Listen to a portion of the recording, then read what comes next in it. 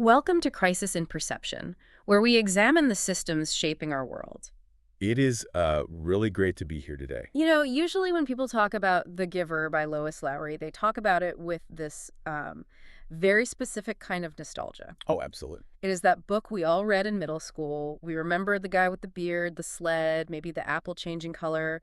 It is filed away in our brains under young adult dystopia right next to The Hunger Games or Divergent. Which is a massive category error, if you ask me. Right, and that is exactly why we are doing this deep dive today. We aren't doing a standard book club review here. No, we are not. We aren't here to talk about the hero's journey or the literary devices or even really the plot beats in the traditional sense. And we are definitely not here to critique dystopian entertainment tropes. No. Today, we're conducting a systems-level institutional analysis. We are taking the setting of The Giver, specifically this engineered social system, known simply as the community, and we are going to take it apart, like a mechanic stripping down an engine. We want to understand its mechanics, its fuel source, and its output. We are treating this text as a case study of a fully realized engineered society. The goal for this deep dive is to dismantle the architecture of sameness. Because when you actually look at the source material, it isn't just a scary story for 7th graders. No, not at all. It is a blueprint for a specific kind of stability. It is a political treatise wrapped in a children's book. And it is a stability that comes at a very specific price. To understand that price, we have to look at how the system handles perception. This isn't just about a government that, controls what you do. Right. It is about a system that controls what you are biologically capable of seeing and feeling. It is total control. So let's give you a roadmap for this deep dive. We're going to start with the design, basically how the environment and even biology are engineered. Then we will look at the incentives. Why would anyone, including the administration, choose this? Right. Then we move to the outcomes, the actual administrative results of these choices. Then persistence, why the system doesn't just collapse on itself. And finally, interconnection. How all these gears lock together. Because it creates a feedback loop that is incredibly difficult to break. Let's start with the physical reality. The design. The architecture of sameness. Right, the environment. When we think of this community, it is easy to just think of it as a set of strict rules. But it goes deeper than that. It is not just a culture. It is a terraformed reality. It is total environmental engineering. And the text is very specific about this. Yeah, the snow. Exactly. Mm-hmm. When Jonas, the protagonist, receives his first memory of snow, he is confused. He is sitting there, shivering, feeling this cold, wet substance, and he literally has no word for it. He has to ask what it is. He asks, why don't we have snow and sleds and hills? And the answer he gets from the giver is revealing. It wasn't an aesthetic choice. No. It wasn't because snow is cold, it was a logistical choice. The giver explains it explicitly in the source material.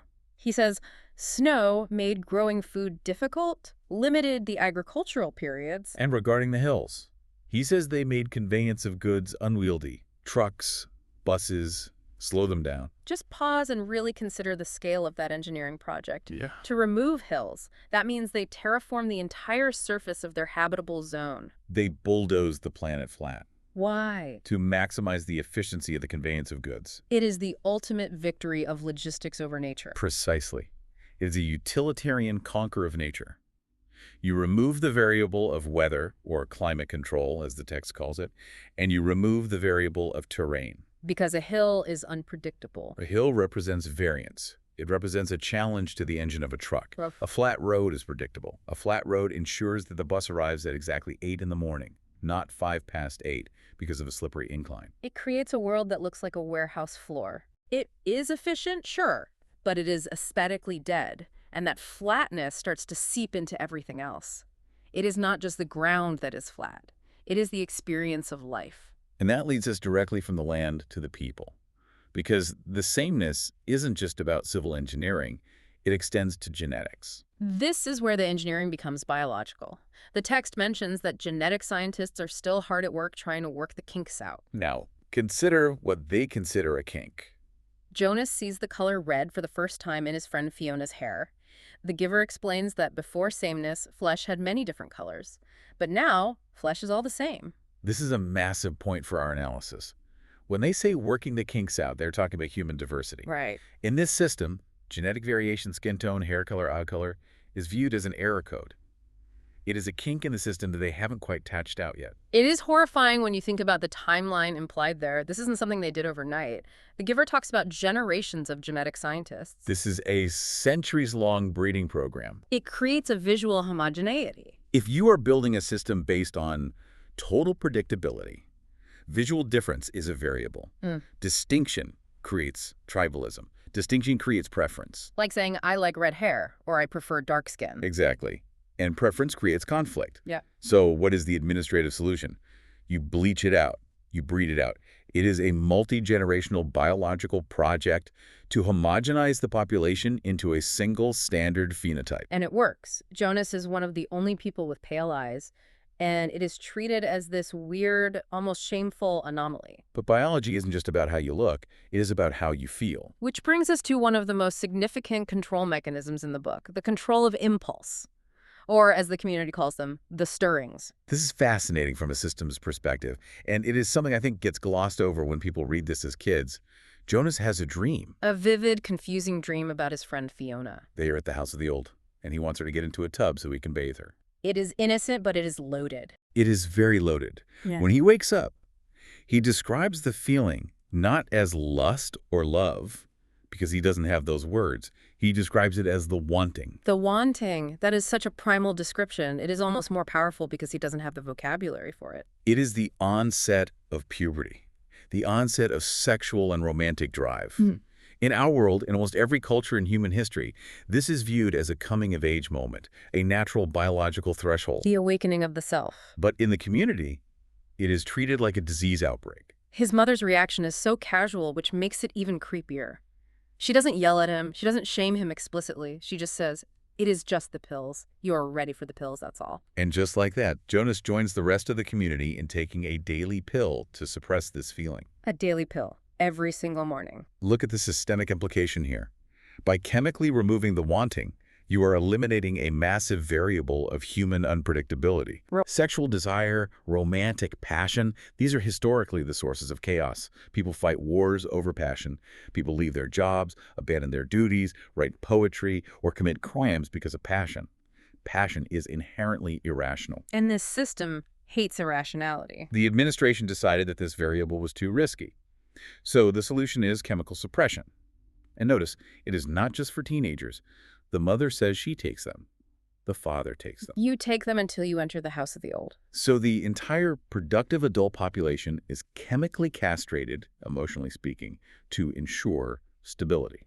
It removes the highs and the lows of biological drive. It flattens the human experience to a manageable baseline. You cannot have a crime of passion if no one can feel passion. You cannot have a messy divorce if there is no romantic love to begin with. But they don't just control the biology. They control the software of the mind, too. We have to talk about the architecture of language. Because if the pills control the body, the words control the thought process. Precision of language. It sounds like a grammar lesson, or something a strict English teacher would demand. But in this context, it is behavioral conditioning.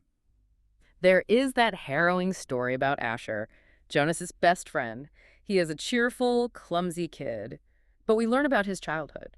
When Asher was a toddler, a 3, he asked for a smack instead of a snack. A completely common childhood phonological error. He just mixed up his consonants. Right. In our world, you hand the kid a cracker and maybe correct him gently. But here, the childcare worker hits him with a discipline wand. And not just once. This happens every time he makes a mistake. The text says, eventually, for a period of time, Asher stopped talking altogether. Think about the trauma required to make a bubbly 3-year-old stop speaking entirely. This is the system at work. It is using physical pain on a toddler to ensure that language never contains unintentional lies. But why? Why is the distinction between smack and snack worth beating a child for? Because language defines reality. The goal isn't just correct grammar. It is to limit the range of thought. If you strictly define words, you limit what can be expressed. That connects to the moment where Jonas is corrected for saying he is starving. He is just a kid. He is coming home from school. He is hungry for lunch. He says, I am starving. But he is taken aside and told, you are not starving. You are hungry. Because no one in the community is starving. Exactly. Starvation is the systemic failure. It implies a lack of resources. Yeah. In the community, there is no lack of resources. Therefore, you cannot be starving. The word itself is a threat to the state's image. If you cannot use the word starving, you cannot conceptually grasp the idea that the system might fail to feed you. You are simply hungry, a temporary state that will be rectified by the system at the next scheduled mealtime. By controlling the vocabulary, they control the perception of reality. You cannot claim the system has failed if you don't have the words to describe the failure. It is practically Orwellian, isn't it? Yeah. If you remove the word for rebellion, can you rebel? If you remove the word for love, can you love? Or do you just have enjoyment and pride? So we have a terraformed world, genetic homogenization, chemical suppression of desire, and a language that makes complaint nearly impossible. This leads us to the incentives. Why would anyone agree to this? Because at some point, people had to agree to start this, right? Or at least the system has to offer something to keep people from burning it down. We have to look at the trade-off. We can't just dismiss them as brainwashed. There is a rational exchange happening here. The incentive is stability. It is the fear of choice. There is that scene where Jonas finally starts to see the cracks. He has an outburst in front of the giver. He says, I want to wake up in the morning and decide things. A blue tunic or a red one? It seems so small. Blue tunic or a red one? But the giver's response is the core philosophy of this entire society. He asks Jonas, it is the choosing that's important, isn't it? And then he follows up with the terrifying logic of the system. What if they were allowed to choose their own mate and chose wrong? What if they're allowed to choose their own job and chose wrong? And chose wrong. That is the key phrase. It is. The community trades the risk of a bad choice for the guarantee of a standard outcome. Think about how much anxiety in our world comes from choice. Did I marry the right did I pick the right major in college? Is it the right career path? Am I saving enough for retirement? That anxiety is a crushing weight for many people. And the community completely removes that weight. The incentive is safety from error. If you let people choose, they might fail. They might suffer. If the state chooses, the outcome is optimized. You will never be unemployed. You will never be in a mismatched marriage. You will never starve. And the state manages these choices through a massive bureaucracy of life paths. You don't date, you apply for a spouse. You don't job hunt, you get an assignment. The matching of spouses is incredible to analyze. Yeah. The Committee of Elders monitors adults for 3 years before making a match. They balance the variables. If one partner has high intelligence, they match them with a calm disposition. It is essentially eugenics for personality. It takes the romance out, but it also takes the heartbreak out. No one gets dumped in the community. No one gets cheated on. Exactly. And look at the children. The ceremony of 12, where careers are assigned. The chief elder says, we honor your differences. They have determined your futures. It sounds benevolent when she says it. We honor your differences. But notice the phrasing. They don't honor differences for the sake of the individual's happiness. They don't say, you like painting, so be a painter so you can be fulfilled. They catalog differences to assign the individual to the most efficient function within the economic machine. You are a fish hatchery attendant. You are a birth mother. You are a nurturer. You are a cog, and the shape of your cog determines where you fit. But the ultimate incentive, the thing that really keeps people bought in, is the pain avoidance contract. This is the big one. Yes, this is the metaphysical foundation of the society, the absolute absence of suffering. Jonas asks why everyone can't share the memories. Why does the receiver have to hold all the pain?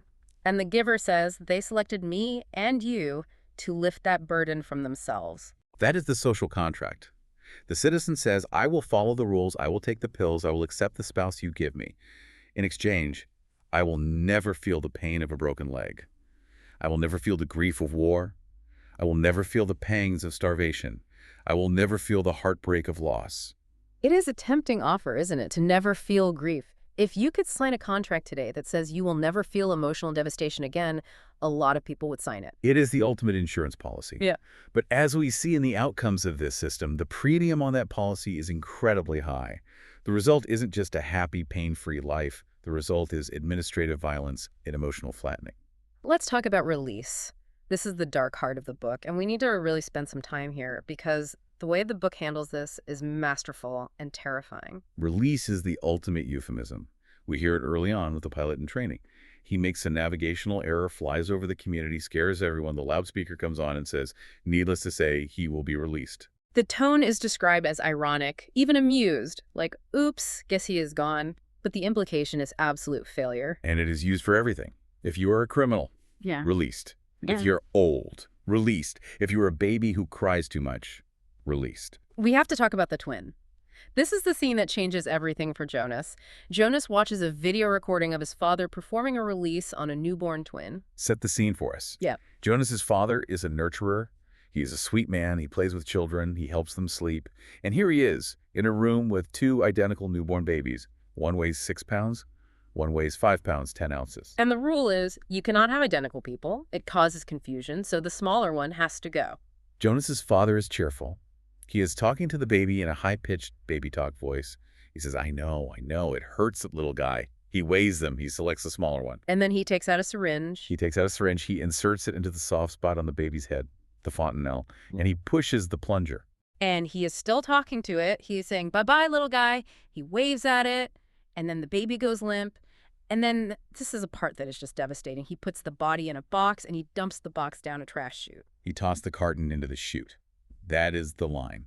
It is sheer disposal. That is the moment where the horror really sets in. Release isn't framed as murder. It is not framed as violence. It is paperwork. It is waste management. The language conceals the act. By calling it release, they detach the morality from the action. It sounds like letting a bird go. It sounds gentle. In reality, it is the lethal injection of an infant. But the outcome of the system is that the people carrying it out, like Jonas's father, do not perceive it as killing. They perceive it as adjusting the population metrics. He doesn't hate the baby. He is not an evil villain twirling a mustache. He is a nice guy doing his job. And that is infinitely more terrifying. It is the banality of evil. He has no concept of the sanctity of life because he has no concept of death. To him, the baby isn't dying. It is just going elsewhere. And this leads to the flattening of connection. Because if you can release a baby without batting an eye, what does that say about your capacity for love? This is best illustrated in the discussion about love. Jonas, after receiving memories of family and warmth and Christmas, goes home and asks his parents, "Do you love me?" And they laugh. They actually chuckle. It is an awkward moment for them. They do. They find the question generalized and obsolete. They correct him. They say he should ask, "Do you enjoy me?" Or, "Do you take pride in my accomplishments?" Do you enjoy me? That sounds like you're talking about a television show or a meal. I enjoyed that steak. Exactly. It makes the relationship transactional and performance-based. I enjoy you because you were well-behaved. I take pride in you because you received a good assignment. But love implies something else entirely. Love implies, I will die for you. I will protect you no matter what. And that is exactly why the system removed it. By removing the concept of love, that messy, unconditional, irrational bond, the system removes a threat. Because if you love your child unconditionally, you might fight the state to save them from being released. If you simply enjoy them, you can let them go when the state says it is time.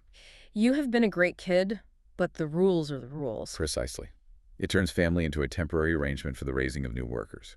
Once the kids are grown, the parents stop living together. They go to the childless adults living area. Yeah. The bond dissolves. It is chilling. It also leads to a centralization of wisdom. Or maybe the death of wisdom altogether. The text mentions that the elders only call on the receiver when they face something new, which is very rare. Because they have made sure nothing new ever happens. Correct. The outcome of sameness is a population, even a leadership class, that has high technical intelligence but zero wisdom.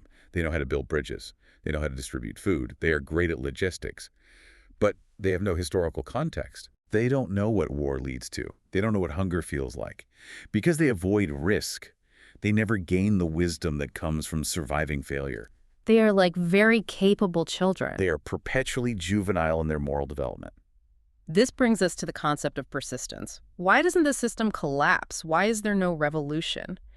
Usually in these stories, there is an underground resistance. Here, there is nothing. Everyone is just fine. Because of perceptual blindness. Yeah. You cannot rebel against the loss of something you don't even know exists. The discussion about color is the perfect metaphor for this. The citizens literally see a flat and hueless shade. Jonas tries to show Asher the red of the geraniums. He is frantic, trying to transmit the experience of red. He puts his hands on Asher, and Asher just looks at him like he is crazy. Asher physically cannot see it. Ah. The genetic engineering worked. The system persists because it has successfully limited the perceptual range of its subjects. If you have never seen color, you don't feel the absence of color. You don't wake up saying, I miss blue, because blue is not a concept you possess. It is the same with the feelings. If you have never felt deep love, you don't feel the absence of intimacy. You just feel content. It is the illusion of completeness. Jonas discovers the books in the annex. He stares at the walls covered in books. He says he thought the only books in the world were the dictionary, the book of rules, and the job catalogs. Think about that. 3 books. That is the entirety of their literary culture. That is information control at its most absolute. By limiting access to alternative narratives, fiction, history, philosophy, the state ensures that citizens believe their well-ordered life is the entirety of human existence. They don't know there are other ways to live. They don't know that people used to choose their own spouses. They assume this is how it has always been. And the citizens reinforce this on themselves. We talked about Asher and the language, but the social policing is constant. It is not just the police watching you, it is your neighbor. It is a surveillance state, but the surveillance is peer-to-peer. When Asher forgets his pill, his father reminds him. When Jonas has pale eyes, no one mentions it because it is considered rude to point out differences. And the apologies. We have to talk about the apology rituals. This is one of the weirdest parts of the book. Asher is late to class. He has to stand up and say, "I apologize for inconveniencing my learning community." And it is not enough to just say it. The class has to respond. They chant back, "We accept your apology, Asher." It is so robotic. It is a shame loop. Deviance creates discomfort. Compliance brings social harmony. You don't need a police force on every corner if the citizens are terrified of embarrassment. The citizens enforce the system on each other to avoid the awkwardness of being different. If you break a rule, you don't just fear punishment.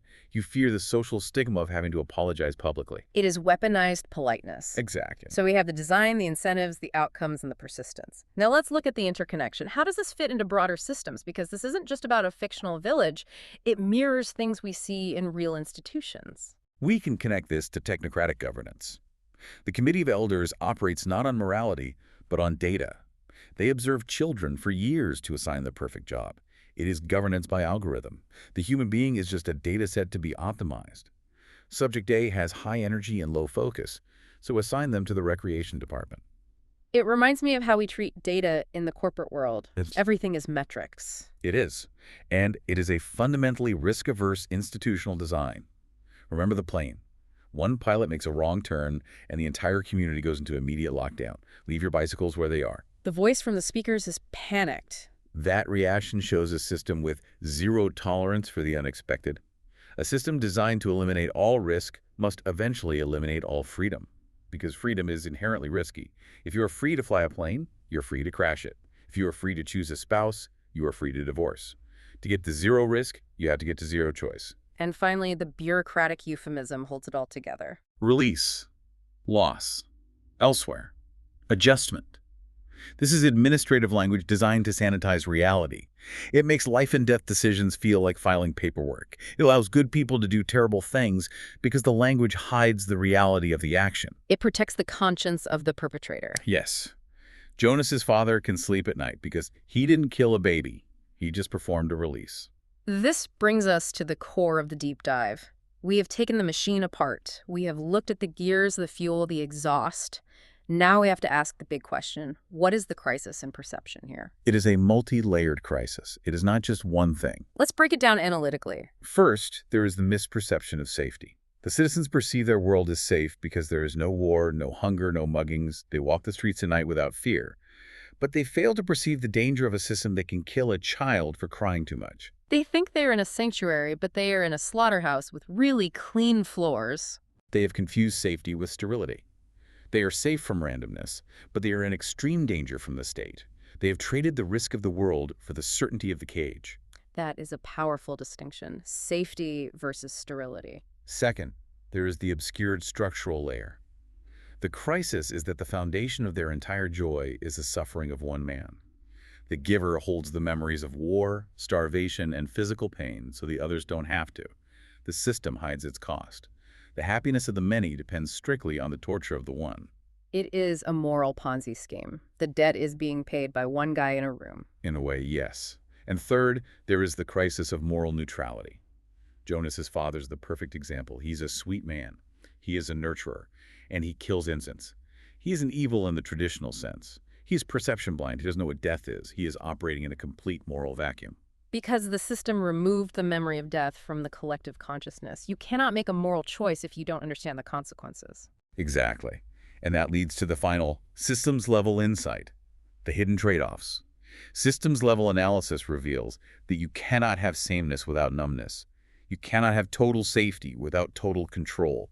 The crisis is the inability of the citizens to see the price they are paying for their comfort.